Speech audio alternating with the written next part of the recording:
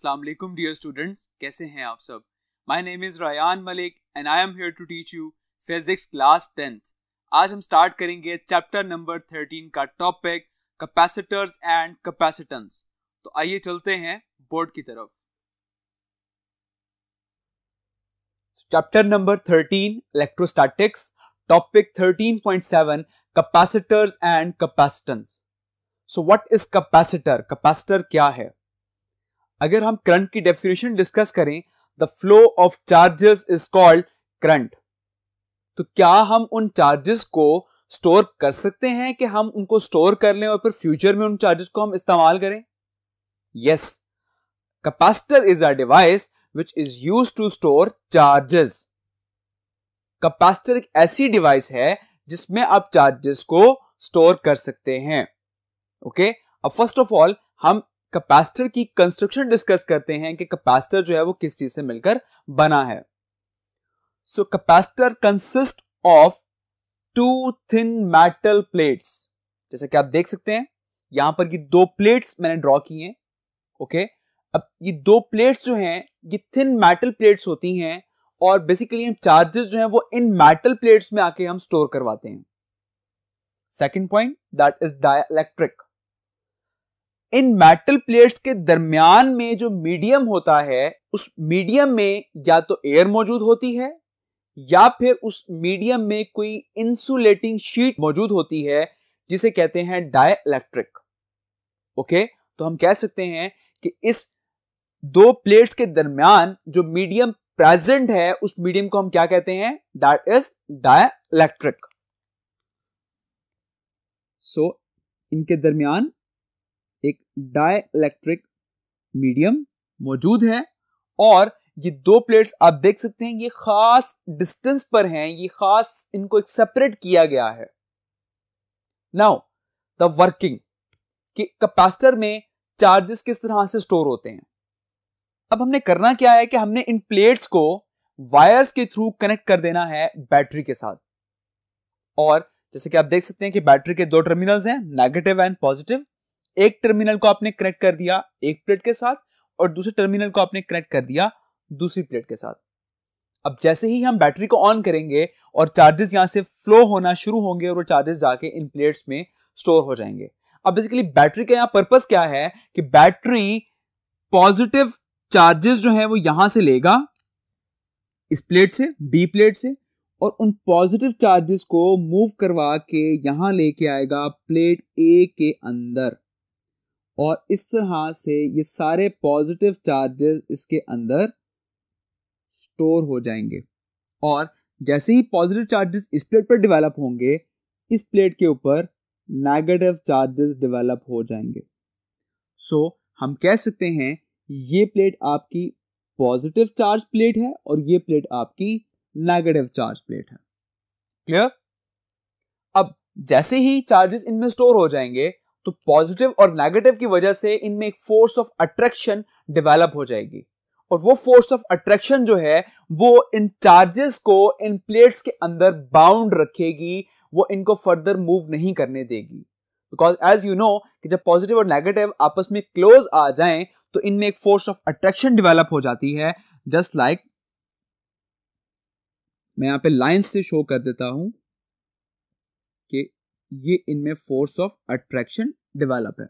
Now the question is कि ये positive charges attract होके वहां क्यों नहीं जा रहे या फिर ये नेगेटिव चार्जेस अट्रैक्ट होके यहां क्यों नहीं आ रहे? बिकॉज हमने डिस्कस किया इसके दरमियान एक डाइलेक्ट्रिक मीडियम प्रेजेंट है और वो डाइलेक्ट्रिक मीडियम या तो एयर है या कोई भी ऐसा एक इंसुलेटिंग मटेरियल है जो चार्जेस को मूव नहीं करने दे रहा।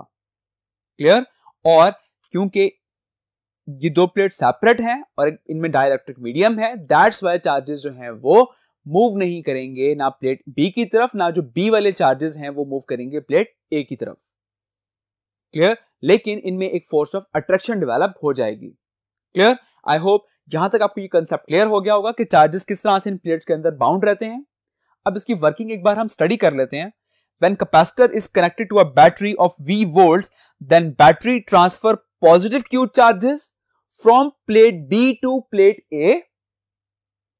In this way, charges stored in place the charges on each plate attract each other and remain bound within the plate for a long time.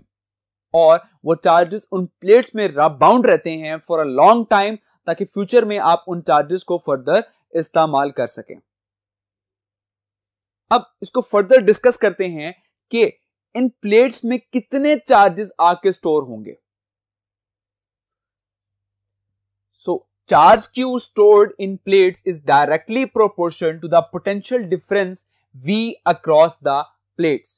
अब जितना उस बैटरी में हम पोटेंशियल डिफरेंस अप्लाई करेंगे उतने ही चार्जेस जो हैं वो उसमें जाके स्टोर हो जाएंगे. सो हम कह सकते हैं that Q is directly proportional to V, कि जितना आप बैटरी से पोटेंशियल अप्लाई करेंगे उतने ही चार्जेस जो हैं वो मैक्सिमम चार्जेस जो हैं वो जाके उन प्लेट्स में स्टोर हो जाएंगे. सो जैसे ही हम प्रोपोर्शनैलिटी हटाते हैं तो एक कांस्टेंट आता है and that constant is C. तो ये एक फॉर्मूला ड्राइव हो जाएगा that is Q is equals to CV. Now what is C? ये C क्या है? C is the proportionality constant and it is called capacitance. ये क्या है? ये कैपेसिटेंस है. अब कैपेसिटेंस क्या होती है? कैपेसिटेंस बेसिकली उन प्लेट्स की वो एबिलिटी है कि वो उसके अंदर कितने चार्जेस को स्टोर करते हैं. लेट्स सपोज अगर हम एग्जांपल लें, एक बाल्टी है और एक बाल्टी में हमने एक पानी को स्टोर करना है. अब उस बाल्टी की एबिलिटी है कि वो उसके टॉप लेवल तक पानी को स्टोर कर सकती है. अगर मजीद आप पानी उसमें ऐड अप करेंगे तो वो पानी ऐड नहीं होगा, वो पानी बाहर गिरता जाएगा. तो सिमिलरली इन प्लेट्स की भी एक एबिलिटी होती है कि वो अपने अंदर एक लिमिटेड अमाउंट ऑफ चार्जेस को स्टोर कर सकते हैं. अगर आप फर्दर चार्जेस ऐड करेंगे तो वो चार्जेस सारे वेस्ट होते जाएंगे. सो हम कह सकते हैं कैपेसिटेंस क्या है? It is the ability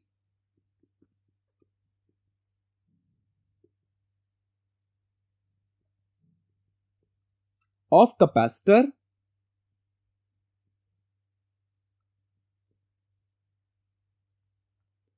to store charge.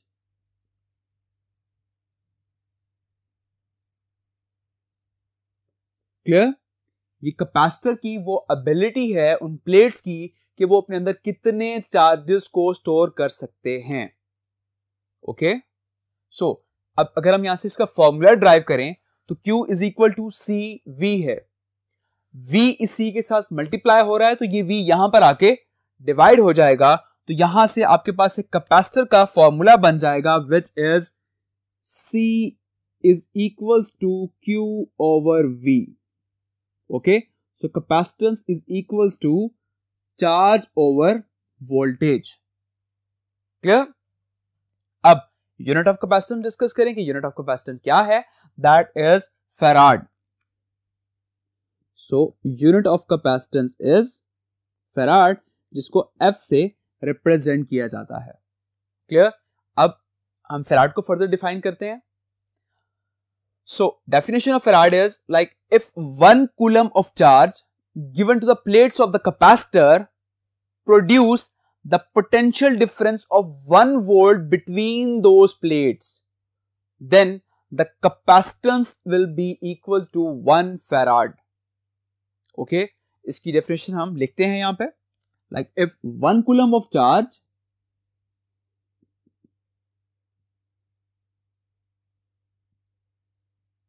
one coulomb of charge given to the plates of capacitor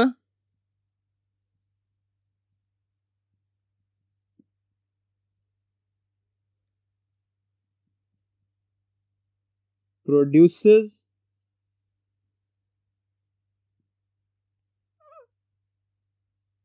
a potential difference of 1 volt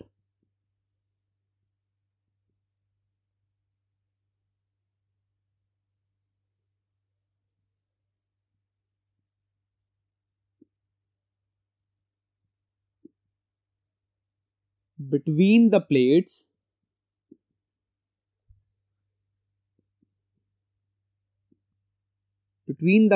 of capacitor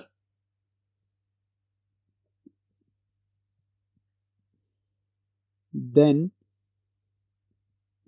its capacitance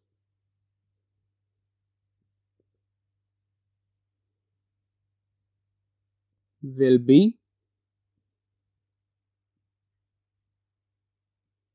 1 farad. So if 1 coulomb of charge given to the plates of capacitor produce potential difference of 1 volt between the plates, then its capacitance will be equal to 1 farad. Clear?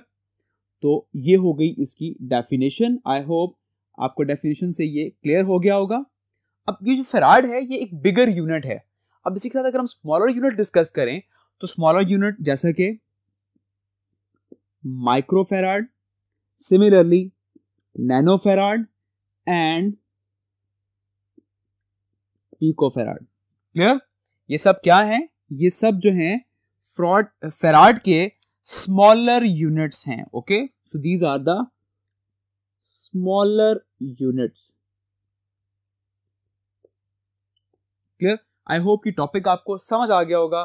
सो इस topic के last में एक example given है, example number 13.2. Example discuss करते हैं. Example number 13.2. The capacitance of parallel plate capacitor is 100 microfarad if the potential difference between its plates is 50 volts. Find the quantity of charges stored on each plate. अब इस example में आपको उसने कहा है कि कैपेसिटेंस, एक पैरेलल प्लेट कैपेसिटर की कैपेसिटेंस जो है वो 100 माइक्रोफैराड है और उस प्लेट्स के दरमियान जो पोटेंशियल डिफरेंस बिल्डअप हुआ है दैट इज 50 वोल्ट्स. सो उसमें कितने चार्ज उस प्लेट्स में स्टोर हैं, बेसिकली आपने चार्ज क्यू जो है वो आपने फाइंड करना है. सो फर्स्ट ऑफ ऑल हम डाटा नोट डाउन कर लेते हैं. सो हमें कैपेसिटेंस गिवन है दैट इज 100 माइक्रोफैराड और माइक्रो को हम फर्दर सॉल्व कर लेते हैं. माइक्रो की वैल्यू होती है 10⁻⁻6 and it becomes 100 multiply by 10⁻⁻6 farad. Similarly voltage आपको दिए गए हैं 50 वोल्ट्स और आपने Q फाइंड करना है. So as we studied the formula that Q is equals to CV. फॉर्मूले में वैल्यूज पुट करें. C की वैल्यू है 100 मल्टीप्लाई बाय 10⁻⁻6 और वोल्टेज की वैल्यू है 50 वोल्ट्स. क्लियर? जब इसको फर्दर मल्टीप्लाई करेंगे तो आंसर आ जाएगा it's 5 multiplied by 10⁻³ coulomb. So 10⁻³ it is milli. So हम लिख सकते हैं that it is 5 milli coulomb उसमें चार्जेस स्टोर हो जाएंगे. क्लियर? So I hope आपको एग्जाम्पल समझ आ गई होगी. तो अपना बहुत सारा ख्याल रखिएगा. Take care. अल्लाह हाफिज.